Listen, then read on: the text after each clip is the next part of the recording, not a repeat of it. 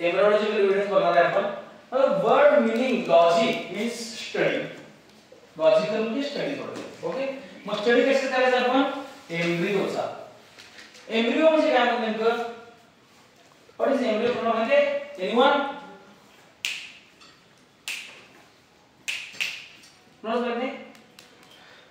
The early development stage of child is known as embryo. Early म्हणजे लवकरची. Early development म्हणजे development होत असणारी. Early development stage of child असं सांगितलं. थोडक्यात लहान बाळाची आईच्या पोटातून आल्यानंतर त्याला आपण चाइल्ड म्हणतोय. आईच्या पोटात असताना त्याला आपण एम्ब्रियो म्हणतो. एवढं का आलं? एम्ब्रियो म्हणजे काय? भ्रूण. भ्रूण.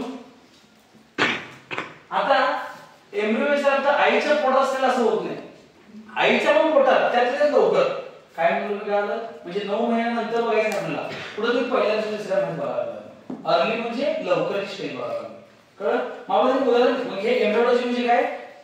म्हणजे ती फक्त ह्यूमनच नाही. एम्ब्रियो म्हणजे भ्रूण कोणाचं पण असेल ते. ओके, जसं की कोंबडीचं असेल, पिल्लू असेल. तुमचं पुस्तकात उदाहरण सांगितलं बघा.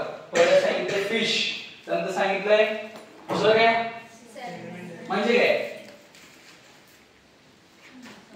हा ठीक आहे. थर्ड टॉर्टोइस म्हणजे कासव. चौथं आवडतं तुमचा चिकन. पाचवं पिग म्हणजे काय?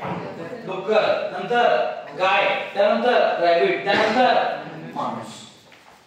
म्हणजे हे सगळे उदाहरण आहेत व्हर्टिब्रेट्स आहेत. व्हर्टिब्रेट्स चला व्हर्टिब्रा आहे असा तो. व्हर्टिब्रा म्हणजे मणका. ओके, मग हे जे प्राणी तुम्हाला दाखवले ह्या सगळ्यांना काय आहेत? मणके आहेत. समजलं? मग मणके असणारे प्राणी तुम्हाला दाखवले पहिल्यांदा बघितलं आपण. आता हे 1 2 3 असं दाखवलं आहे बघा. 1 म्हणजे काय? लक्षात ठेवा असं काहीतरी की हे पहिल्या महिन्यात असतं. काय? 2 म्हणजे जरा नंतर, 3 म्हणजे जरा वेळानं. तर सगळ्यात पहिलं जे आहे पहिला डायग्राम बघा. त्यात फिश बघा, टॉर्टोइस बघा, चिकन, पिग. वर 1 नंबरची डायग्राम आहे. याच्यामध्ये बघा काय दिसलं बघा. सिमिलर सगळ्याचे सी शेप दिसतात काय? सगळ्यांना सी शेप आकार दिसायला लागला. ह्यात तुम्ही सांगू शकत नाही कुठलं कासव आहे, कुठलं माणूस आहे, कुठलं चिकन आहे, कुठलं फिश आहे. समजायला लागले? पहिल्या शब्दातून सांगलाय तुम्ही सांगू शकत नाही. तेच आपण सांगितलंय की सिमिलर दिसायला कुठं ठेवला. Similarities present in initial stage. Initial म्हणजे सुरुवातीच्या काळामध्ये. कळलं? आणि त्यानंतर दुसऱ्या स्टेजमध्ये जरा ओळखायला. तिसऱ्यामध्ये मात्र लगेच ओळखू येते. कुत्रा आहे, डुक्कर आहे, गाय आहे, काय असेल ते लक्षात आलं. कळलं? म्हणजे जसं ते मोठे होतील तसं काय व्हायला लागले? Similarities decreases. म्हणजे काय? त्यांचं सारखी पण जे होतं ते सगळं चाललंय. म्हणजे काय व्हायला लागले? सुरुवातीला काय होते ते सिमिलर होते, त्यानंतर काय झाले? डिसिमिलर झाले. Later stage. समजायला लागले? हे 2 वाक्य फार महत्त्वाचे आहेत. पहिल्या डायग्राम मध्ये काय दिसतं ते आपल्याला सिमिलर. तिसऱ्या डायग्राम मध्ये काय दिसतं? डिसिमिलर. म्हणजे सिमिलर दिसत नाही. ते सांगितले पहिल्यामध्ये सिमिलर दिसायला लागले, दुसऱ्यामध्ये सिमिलरिटी हळूहळू कमी व्हायला लागली आहे. म्हणजे हळूहळू ते वेगवेगळे दिसायला लागले. दिसतात ना? पहिल्या डायग्राम मध्ये काय आहे? सिमिलर. दुसऱ्यामध्ये काय आहे? म्हणजे तिसऱ्यामध्ये काय आहे? डिसिमिलर. मग जे पहिल्या डायग्राम मध्ये सगळेजण सेम दिसत होते तेच आपल्याला काय सांगतंय? हे सगळे आपण एकापासून आलेलो आहे. म्हणजे सुरुवातीच्या काळात आपण पण फिश पण चिकन पण सगळे एकसारखे होतो. समजायला लागले? आपण काय बघायला लागलोय? एव्हिडन्स एव्हिडन्स म्हणजे सुरुवातीला आपले सगळे अँसेस्टर आहेत. तुम्हाला काय सांगितलं? काय सांगितलं? म्हणजे थोडक्यात अँसेस्टर कोण आहेत आपले? फिश पण आपला अँसेस्टर आहे, चिकन पण आपला अँसेस्टर आहे. मग आपण आपल्या अँसेस्टरला भरून खायला पाहिजे काय? मग चिकन बंद.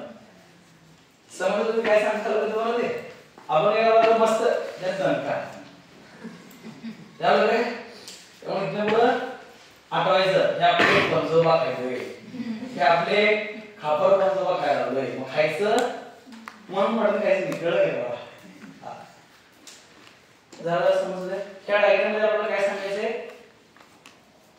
ते तुम्हाला डायग्राम पण काढायची पेपरला. जरा वापरली मी तरी पण ती काढायला लागणार आहे. म्हणा similarities in initial stage, Similarities in initial stage. Dissimilarities in later stage. Dissimilarities in later stage. Similarities initial stage. Similarities in initial indicates common origin. Indicates common origin. समजलं? हे आपल्याला चार शब्द लक्षात राहायला पाहिजे. बघा, हे आणि हे. That's it. बस संपला विषय. खरं एवढं तरी यायलाच पाहिजे. कळलं? राहिला विषय डायग्रामचा. डायग्राम आले तर चांगलीच गोष्ट आहे. नाहीतर काय करायचं? तिथे एक वाक्य पहिल्यांदा काढायचंय. आपण काय केले? स्टडी कसं केला? सगळ्यात पहिला फिश सांगितले. इफ वी सॉ असं म्हणायचं. इफ वी सॉ embryology of किंवा embryological diagram of embryological stages of कशाचा फिश. त्यानंतर सेकंड तुम्हाला माहिती नाही सोडून द्यायचं सांगा. थर्ड इथं चुकणार नाही आपण. चौथं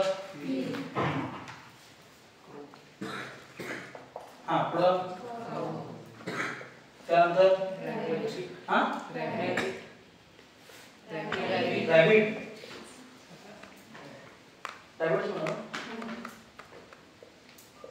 लास्टला हे वाक्य काढायचं. जर आपण डायग्राम आणले तर मग हे वाक्य काढायचं. Okay, if we saw the embryological stages of fish, tortoise, chicken, pig, cow, ह्यातले किती आठवते तेवढे मिनिमम 3 आठवायला पाहिजे. 3 खाणार आठवायचं. पहिलं खाणार काय असते? दुसरं खाणार काय असते? तिसरं काय असते? खाते ना तुम्ही. ह्याला खात नाही, हे करते तुमचं खाते, तुम्ही ह्याला खाते. चालेल, सॉरी. समजलं? शेवटी आपण तर लक्षात राहतोय. पुढे थांबू.